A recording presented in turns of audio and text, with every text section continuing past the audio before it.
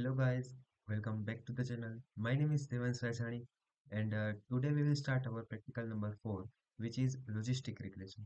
Okay, तो हमने last lecture में हमारा प्रैक्टिकल देखा था एसवीएम सपोर्ट वेक्टर मशीन।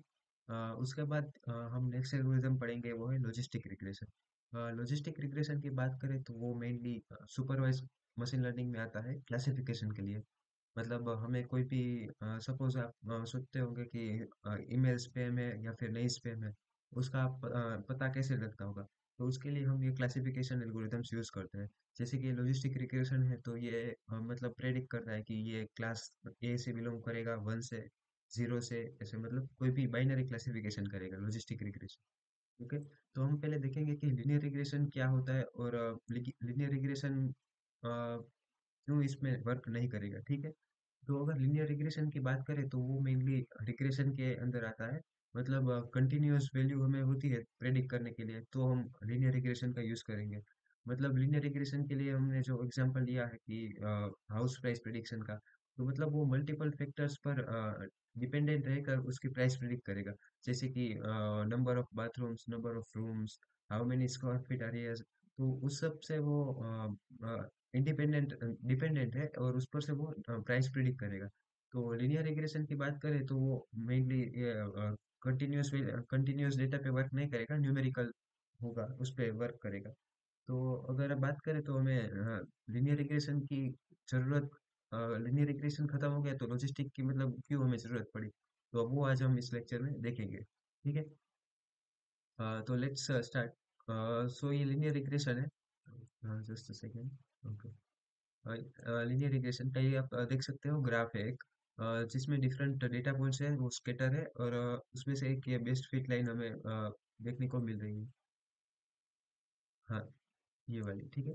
तो यहाँ पे आप देख सकते हो कि डिफरेंट पॉइंट स्केटर हो चुके हैं यहाँ पे एक्स एक्सिस और वाई एक्सिस पर।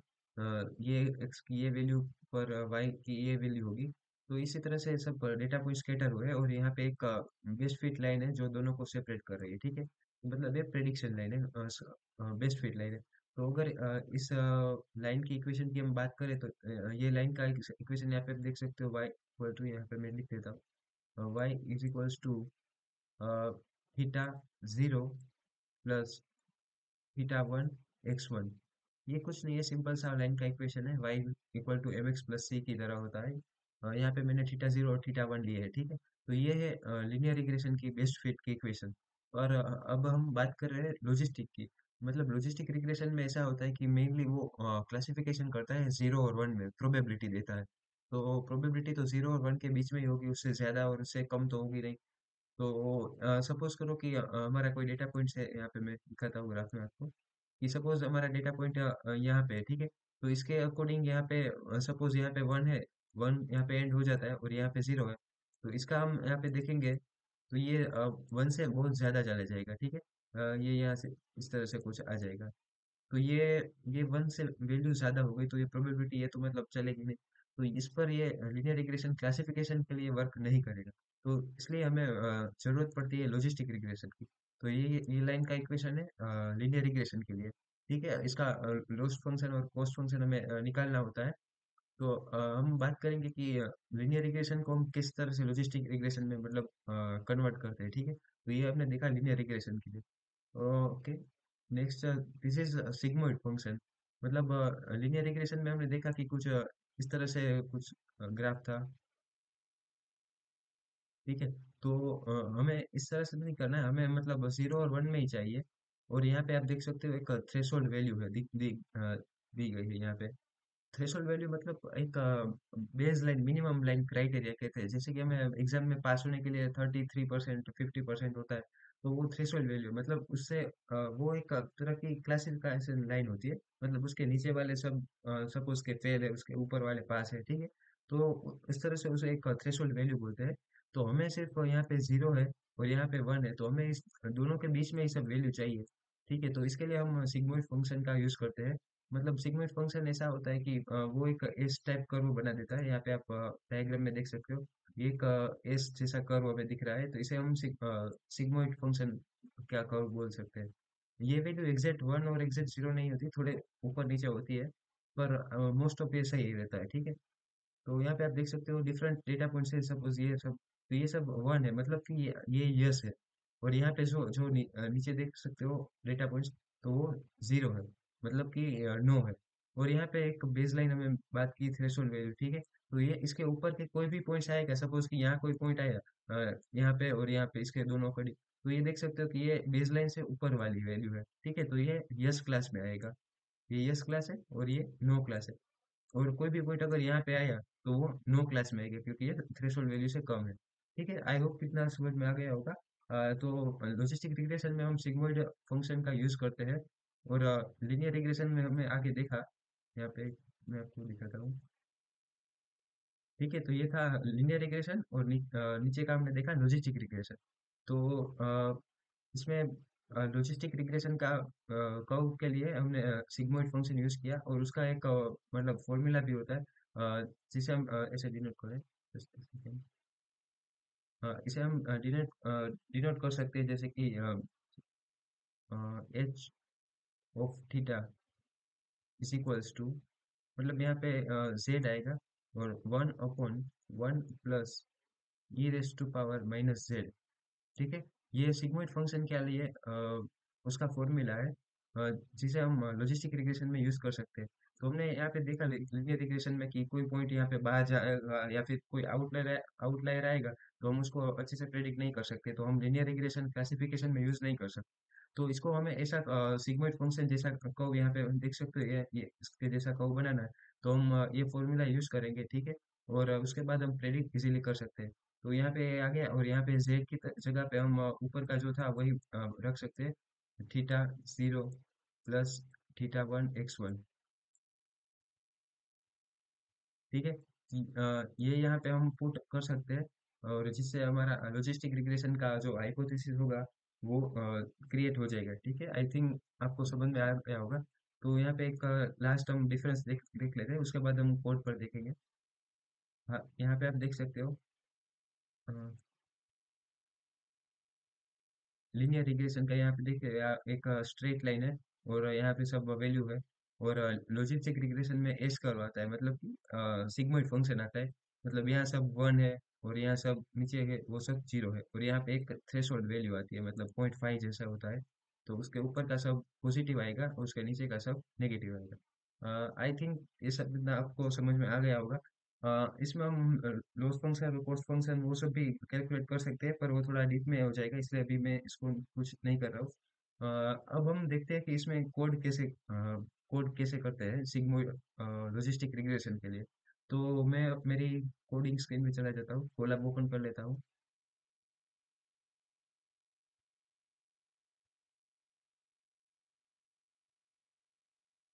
ओके, ये हमारी स्क्रीन आ गई। हम इसमें एक न्यू नोटबुक क्रिएट कर लेंगे हमारे आज के प्रैक्टिकल के लिए।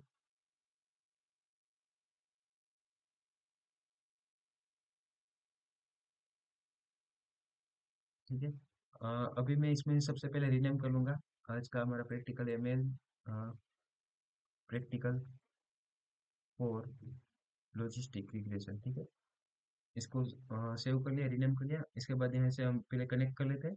और आज के लिए भी मैं डेटा सेट कोई भी एक्सटर्नल यूज नहीं करने वाला हूँ, जो साइकिट लर्न में हमें दिया गया है वही डेटा सेट, हम आइरिस फूल वाला डेटा सेट है वही हम यूज करेंगे लॉजिस्टिक रिग्रेशन के लिए। ठीक, तो यहाँ पे मैं कोड लिखना स्टार्ट करता हूँ। पहले मैं कमेंट इसमें डाल देता हूँ ताकि आपको पता चले।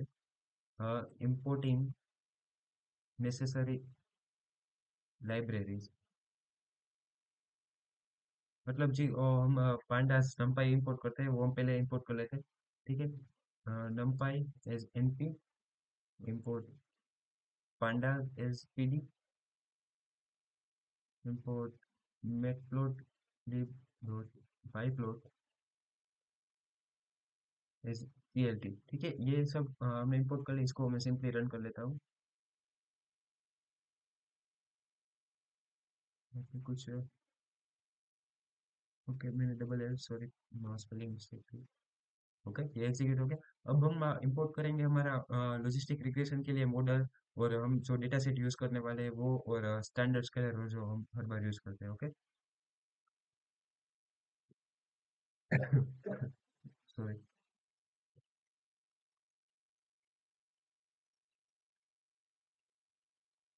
इंपोर्ट।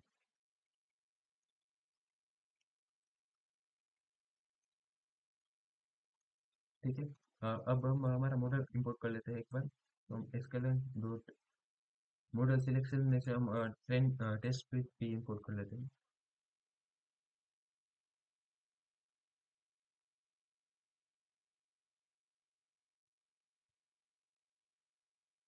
अब हम हमारा मॉडल ले लेते हैं, linear model import logistic regression. ठीक है, ये हमने इंपोर्ट कर लिया। अब हम हमारा स्टैंडर्ड स्केलर और लास्ट में एक्यूरेसी के लिए जो क्लासिफिकेशन रिपोर्ट वो करते हैं, वो हम एक बार इंपोर्ट कर लेते हैं। उसके बाद हम हमारा कोडिंग स्टार्ट करेंगे। ठीक है, तो पहले मैं इंपोर्ट कर लेता हूँ यहाँ पे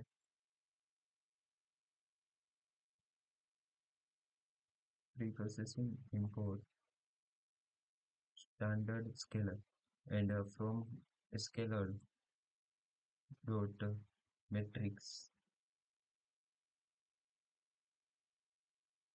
यहाँ पे हम accuracy score classification report and confusion matrix यहाँ पे। ठीक है, ये हमने सब इंपोर्ट कर लिया। अब हम इसको सिंपली रन कर देते हैं। ठीक है, अब हम हमारा सीधा डेटा सेट है उसको लोड करेंगे। तो इसके लिए करेंगे iris is equals to load underscore iris. अब इसको हम डेटा फ्रेम बना लेंगे ताकि हम उसे कुछ डेटा में कुछ चेंजेस कर रहे हैं तो हम वो कर सकते हैं। पीडी डॉट डेटा फ्रेम, यहाँ पे पहले हम हमारा डेटा दे देंगे। डेटा इक्वल्स टू मतलब आइरिस जो हमने ऑब्जेक्ट बनाए उसमें से जो डेटा है उसे हम पहले डेटा दे देंगे। और उसके बाद हमें कॉलम्स मतलब कि फीचर्स लेने होते हैं, तो columns equals to iris dot feature.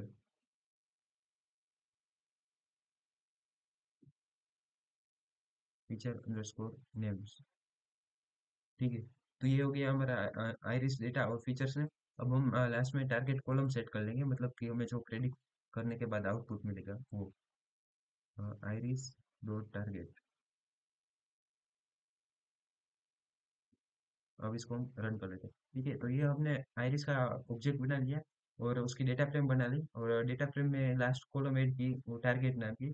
और आइरिस में जो टारगेट मतलब कि कौन से टाइप का फूल है फ्लावर है वो हमने इसमें टारगेट में स्टोर करवा दिया। ठीक है, तो इतना तक आपको क्लियर हो गया होगा। अब हम नेक्स्ट हमारा एक्स और वाई में दोनों मतलब डेटा को डाल देंगे। X equals to D F dot drop करेंगे, मतलब कि टारगेट कॉलम के सिवाय सब कॉलम हम एक्स में ले लेंगे और यहाँ पे एक्सिस इक्वल्स टू 1 कर देंगे।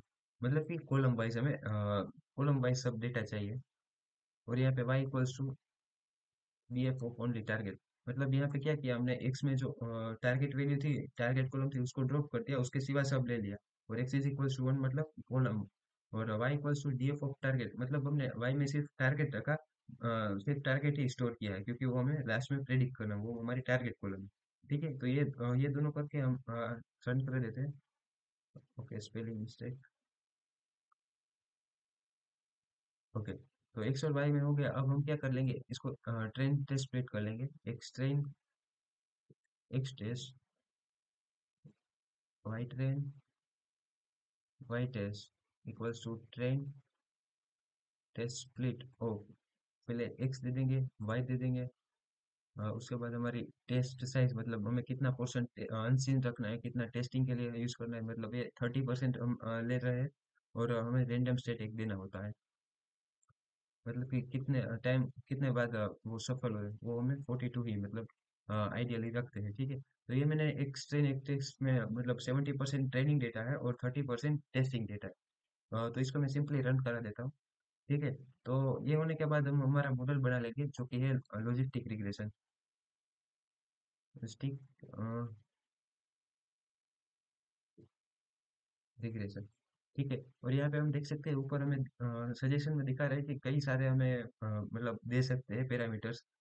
तो हम इसमें दे लेंगे एक मैक्स आइट्रेशन, मतलब कितने बार वो आइट्रेट करेगा। तो इसमें हम 100 दे सकते हैं या फिर 1000 भी दे सकते हैं, हमारी वो हम अपने हिसाब से चेंज कर सकते हैं। ठीक है, और इसको मतलब ऑटो ट्यून कर सकते हैं, हाइपर ट्यून कर सकते हैं कि अ, कितने कैसे हम रिजल्ट एक्यूरेसी को इम्प्रूव कर सके।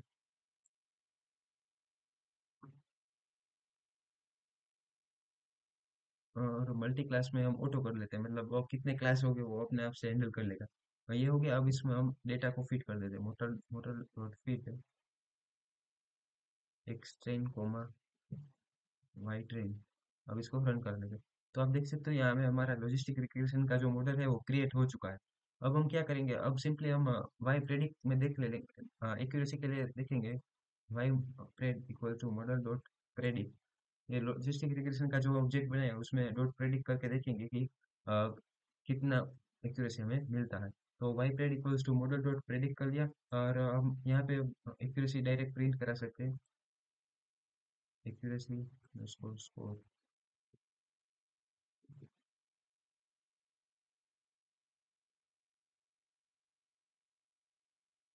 इसको हम एक्यूरेसी में स्टोर कर लेते हैं।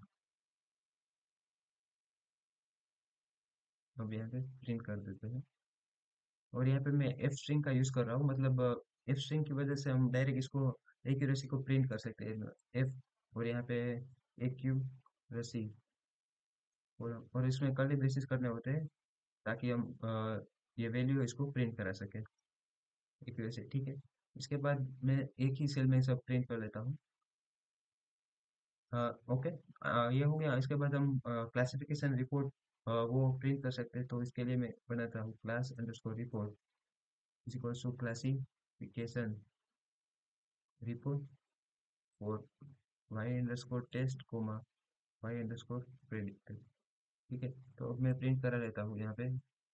एफ स्ट्रिंग यूज करूंगा, क्लासिफिकेशन,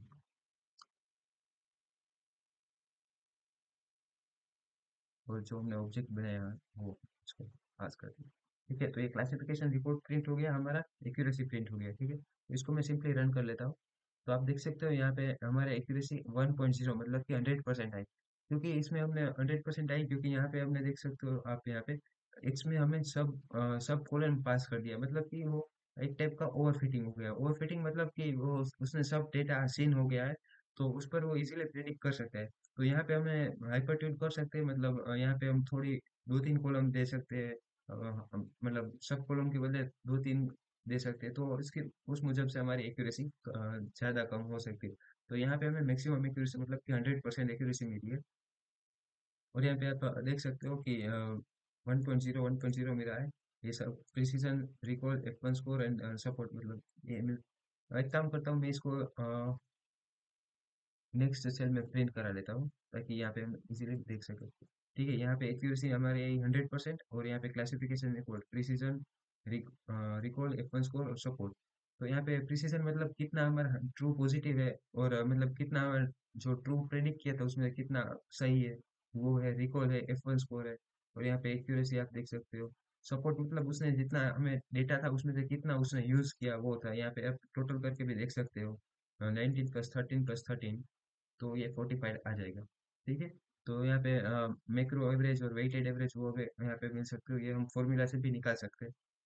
तो आई थिंक आपको ये समझ में आ गया होगा कि हमने किस तरह से लॉजिस्टिक रिग्रेशन इसको यूज किया। और यहाँ पे भी हम देख सकते हैं कैसे मैंने पहले इंट्यूशन दिया कि लीनियर रिग्रेशन क्या था, और इसमें क्या कमियां थी जिसकी वजह से हमें लॉजिस्टिक रिग्रेशन बनाया। और लॉजिस्टिक रिग्रेशन मेनली क्लासिफिकेशन के लिए चलता है। और ये था हमारा सिगमोइड ग्राफ और उसका इक्वेशन। यहाँ पे z की जगह हम हमारा ये लीनियर रिग्रेशन की जो बेस्ट फिट लाइन का इक्वेशन था ये यहाँ पे पुट कर सकते हैं। ठीक है। और किस तरह से लॉजिस्टिक रिग्रेशन वर्क करता है, और उसका कोड भी यहाँ पे। तो आई होप कि आपको सब समझ में आ गया होगा। मैं इसका कोड डिस्क्रिप्शन में दे दूंगा, तो आप जरूर से चेकआउट करके अपने आप से रन करा के देख लीजिएगा। और अगर आपको अच्छा लगा तो लाइक कीजिएगा, शेयर कीजिएगा, और चैनल को सब्सक्राइब करिएगा। तो हम मिलते हैं नेक्स्ट प्रैक्टिकल में, मशीन लर्निंग के प्रैक्टिकल 5 में नए कंसेप्ट के साथ। सो तब तक के लिए goodbye and thank you so much.